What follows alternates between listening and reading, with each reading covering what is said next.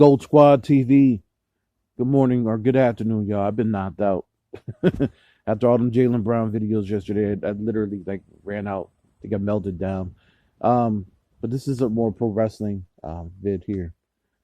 So Brock Lesnar won at day one, defeating Big E, Lashley, not Reigns, Rollins, and Kevin Owens.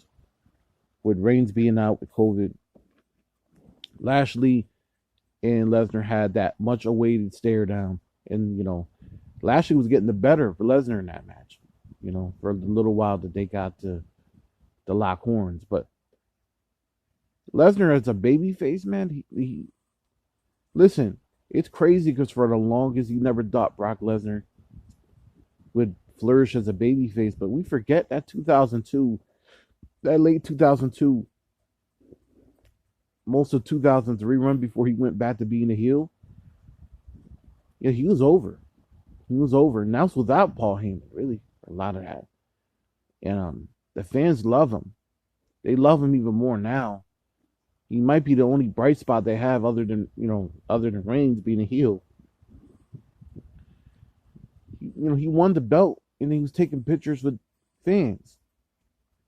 The heel Lesnar would have never did that, but it's really more important to understand that I think we're understanding something about Brock that we probably didn't understand before. That Brock, in any role in pro wrestling, is top notch. He's top notch. I didn't like Brock Lesnar when he was a heel because he wouldn't defend the belt. He was really pretty much used as an attraction, and obviously he was Vince's $1 million cow. However, I must say, the last few years, specifically this run here, as a babyface, I'm highly impressed by Brock Lesnar. I'm highly impressed. His mic work, his promos, his storytelling, the stuff he was doing with Sami Zayn before destroying him. He's coming off as a very likable babyface. Very likable babyface. It's almost crazy how likable he's coming off.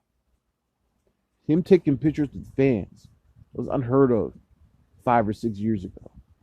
He wanted to put that intimidating MMA fighter persona that he had built, which is, don't fuck with me. I'm not here to talk. I just get it in. To now being a likable babyface who still destroys his opponents, takes him to Suplex City, but he also lets those guys get a considerable amount of offense in.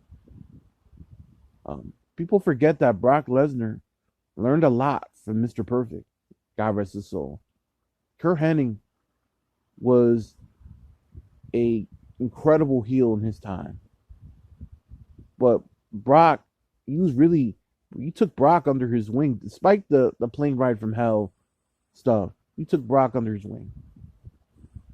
You know what I mean? And he knew Brock going back to his Minnesota days, when he was a star wrestler at Minnesota as an amateur wrestler.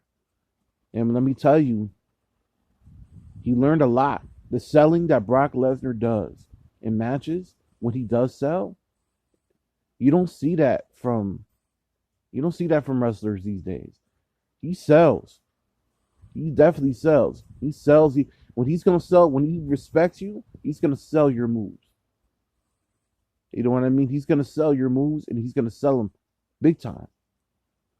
So in that match, he was selling, man. He was doing really good. He's just been really good as a face. So I wanted to ask you this question: how long do you think Brock Lesnar stays as a babyface? Let me know what you guys think in the comment section down below. Gold Squad TV. Peace.